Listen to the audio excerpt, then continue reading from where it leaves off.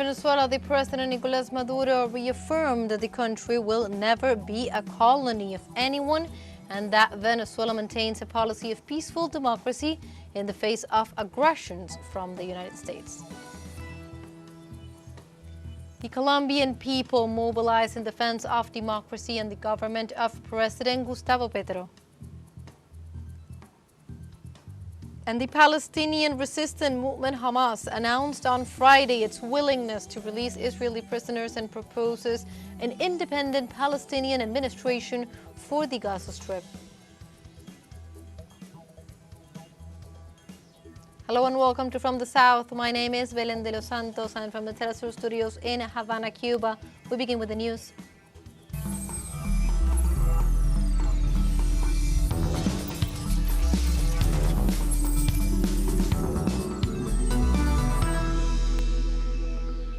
We now begin with the information. In Venezuela, the President Nicolas Maduro affirmed that the country will never be a colony of anyone and that Venezuela maintains a peaceful policy of democracy in the face of aggressions from the United States.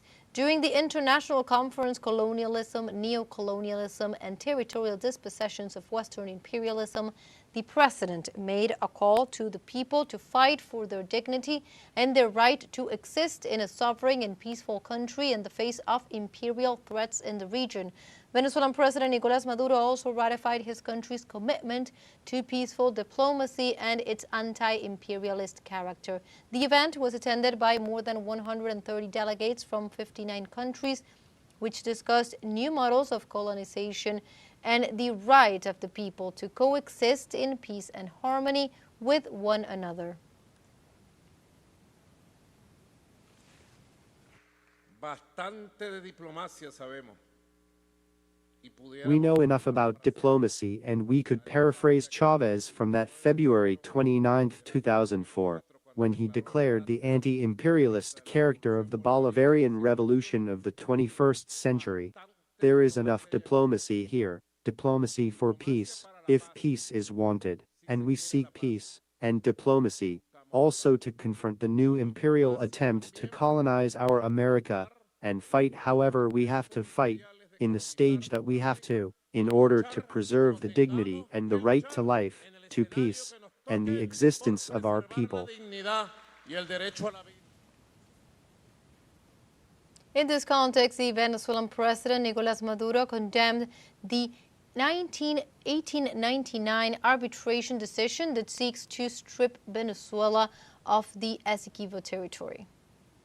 Hace 126 años 126 years ago, an arbitral decision was negotiated in Conchupancha in imperial complicity, absolutely null and void. Absolutamente nulo, irritó, un laudo arbitral. An arbitral decision that corresponded to the times of colonial plundering of that 19th century, where Venezuela stood up and gave an example of dignity to the world. Donde Venezuela se puso de pie y dio ejemplo de dignidad al mundo.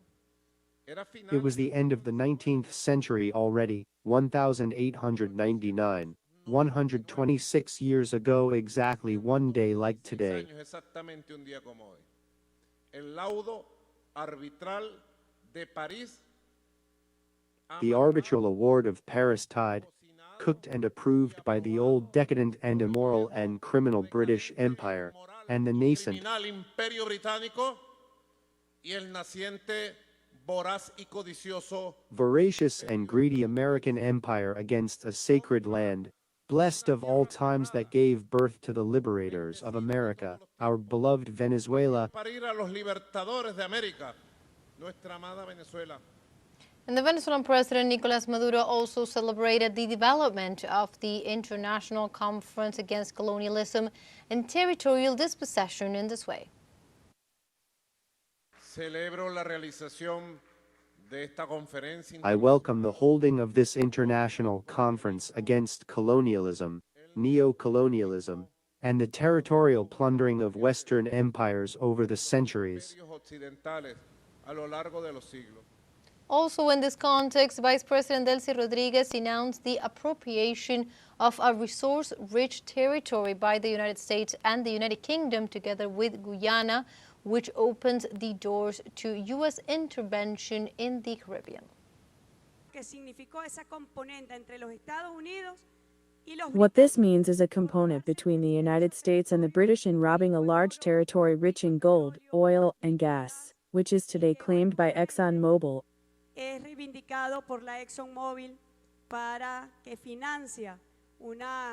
To fund a new fraud being staged at the International Court of Justice. The sole purpose is to give this territory, which does not belong to them, to Guyana. It is regrettable, President.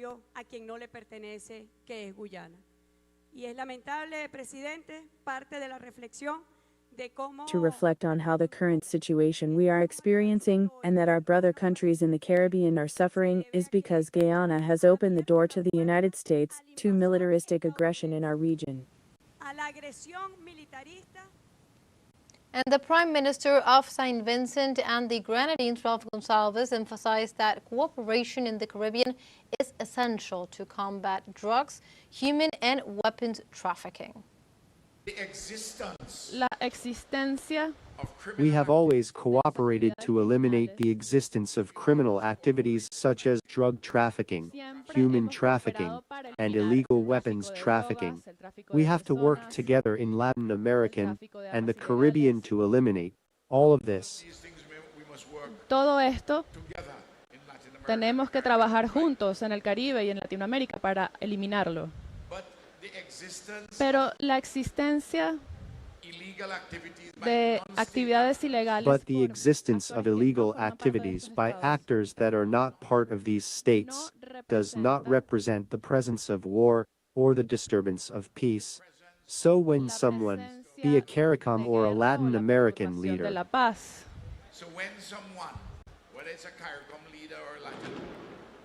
entonces, cuando se trata de lo que dice un líder latinoamericano, un líder del CARICOM, que no tenemos una zona de paz porque tenemos tráfico de drogas, says that we don't have a zone of peace because we have drug trafficking, or because we have weapons trafficking. Look in my country, in every Caribbean country, in any Latin American country, we don't manufacture weapons or bullets. All that comes from the United States of America. Todo eso viene de Estados Unidos de América. And now we have a short break coming up, but first, remember you can join us on TikTok at teleSUR English, where you will find news in different formats, news updates, and much more. We'll be right back. Stay with us.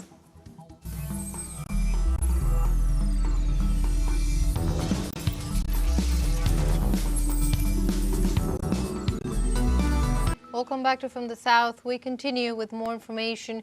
The government of Venezuela denounced the United States' persistent interference in the Bolivarian territory before the United Nations. In his Telegram account, the Foreign Minister Ivan Gil informed that the Venezuelan alternate ambassador to the United Nations, Joaquin Perez, denounced the illegal incursion of U.S. fighter planes in Venezuela to the President of the Security Council, Vasily Alexeyevich.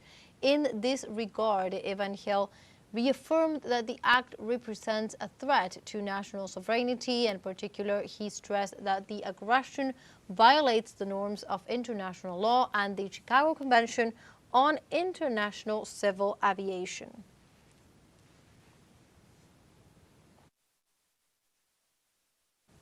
In this framework of international denunciation to the illegal military aggressions in the Caribbean, the U.S. Secretary of War Pete Hegseth reported yet another U.S. military attack against a vessel off the coast of Venezuela. The Pentagon leader informed that 4 men, which they described as narco-terrorists, were killed in the attack on the vessel. The military operation was carried out in international waters off the coast of Venezuela under the claim that the vessel was allegedly transporting narcotics destined for the United States. This aggression occurs in a scenario of constant U.S. military interference in the Caribbean under the justification of allegedly carrying out an anti-drug campaign. Venezuela has yet not published an official statement on this last event.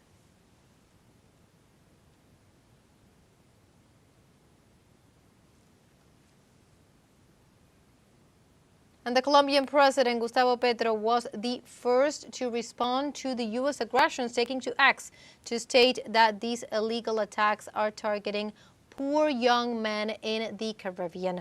There are no narco-terrorists on those boats, he said. The drug traffickers live in the U.S., Europe, and Dubai. Those boats carry poor young people from the Caribbean, firing missiles when interception is possible. As Colombia does, this last one violates the universal legal principle of proportionality and therefore constitutes murder. The families of these young people must join forces. Venezuela has not yet issued a statement. And the Cuban Ministry of Foreign Affairs has also issued a communique warning about the recent military actions of the United States and alerting about the serious repercussions they will have for peace and stability in Latin America and the Caribbean. In a statement, the Foreign Ministry asserted that the extraordinary buildup of military resources in the Southern Caribbean, the recent illegal incursions by U.S. combat aircraft into Venezuela's flight information region, the repeated destruction of civilian vessels, and the murder of their crews, together with the announcement that such actions would be extended to land areas, are now accompanied by the notification that the United States will be engaged in a non-international armed conflict against illegal combatants. They denounced that a direct military aggression against Venezuela would trigger an armed conflict that would have incalculable consequences for the peace, security, and stability of our Americas. And to conclude, they reiterated that Cuba's firm and unwavering support for the Bolivarian and Chavista government of Venezuela and for the popular and military unity of the Venezuelan people. Military aggression must be stopped in order to preserve peace in Latin America and the Caribbean.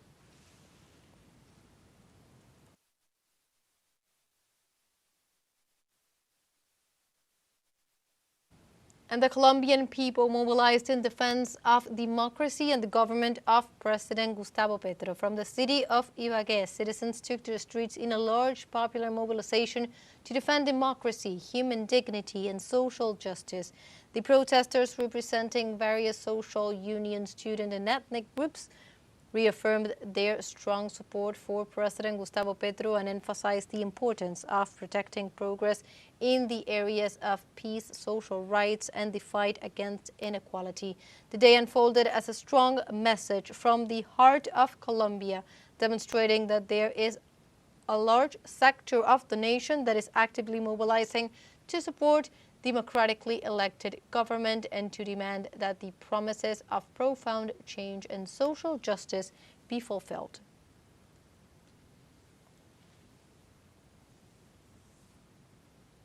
And hundreds of people gathered for the second consecutive week in front of the Broadview, Illinois facility in Chicago to protest against the raids by U.S. Immigration and Customs Enforcement, ICE, in the United States.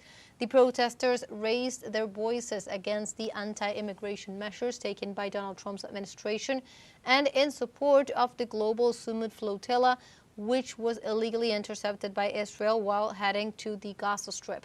The protesters, who were carrying Palestinian flags, were attacked with tear gas, and some were arrested, including an elderly man.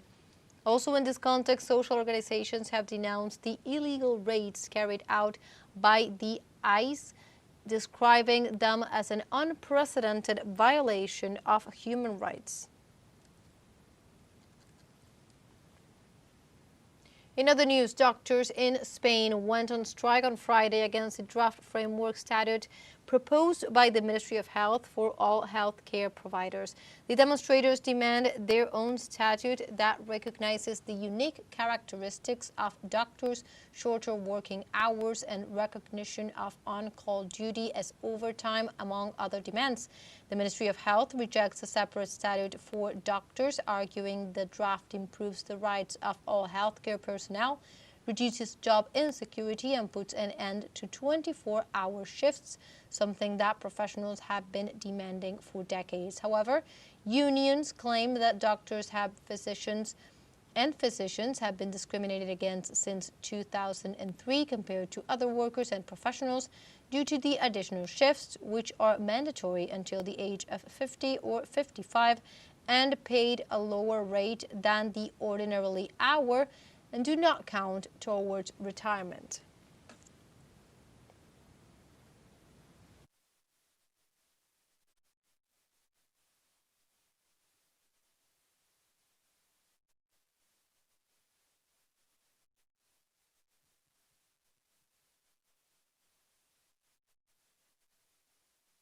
Yes, we have come to the second short break, but before we invite you to tune in tonight for a special interview with the director of the Latin American Department of the Russian Foreign Ministry, Alexander Shetinin.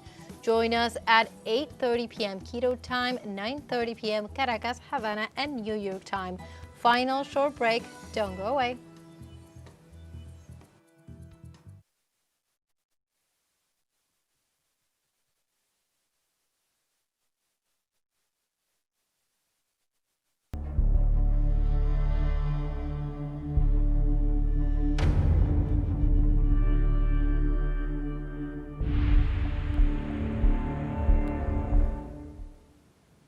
Welcome back to From the South. We continue with more information. The Palestinian resistance movement Hamas announced on Friday its willingness to release Israeli prisoners and proposes an independent Palestinian administration for the Gaza Strip. The statement was in response to the U.S. proposal to end the genocide in the enclave, in which the Palestinian movement also affirmed it was prepared to immediately enter into negotiations to discuss the details of the exchange. On the other hand, the movement stressed that the political and territorial future of the enclave must be addressed within an inclusive Palestinian national framework in which the movement will be part of, and rejected to lay down its weapons. Hamas' response comes amid an increase of Israeli attacks against the Gaza Strip and of the number of civilians killed by the Zionist regime.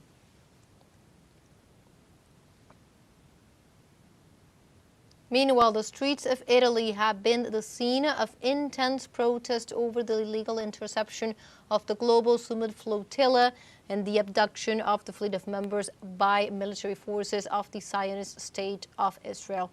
In Rome, around 10,000 people marched from the Colosseum in support of the Palestinian people and also in protest against the violent interception of the flotilla. In this scenario, the USB and the CGIL, two of the country's largest trade unions, called for a nationwide strike on Friday that interrupted train services and port traffic as well.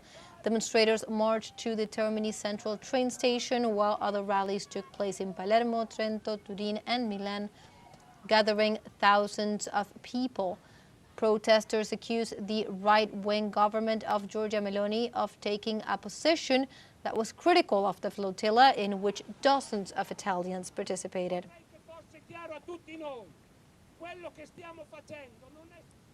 And on the other hand, more than 1 million people in Yemen marched on Friday in support of the Palestinians in the Gaza Strip. The demonstrations, which were held in the city of Sana'a and in 14 governorates, reaffirmed their continued support for the Palestinian people under the slogan rejecting the Zionist U.S. conspiracy and standing with Gaza until victory. The protesters pointed out that solidarity with Palestine and its struggle strengthens as the Israeli conspiracy intensifies. The Yemeni Authority called on the world communities to join efforts to save the Palestinians and honor the humanity, and also to unmask the Zionist and U.S. criminals.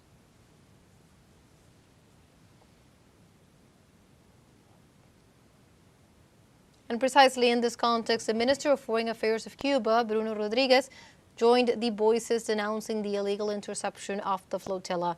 Through a post on his X account, the Cuban top diplomat shared that they condemn the detention of the more than 400 members of the global Summit flotilla by Israeli forces, who must be released immediately, adding that Israel must cease its disrespect for international law and its blockade and genocide against the Palestinian people in Gaza.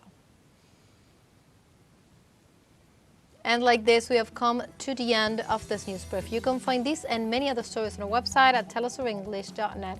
Also join us on social media. We are on Facebook, X, Instagram, Telegram, and TikTok as well. For TeleSUR English, my name is Belén de los Santos. Thank you for watching.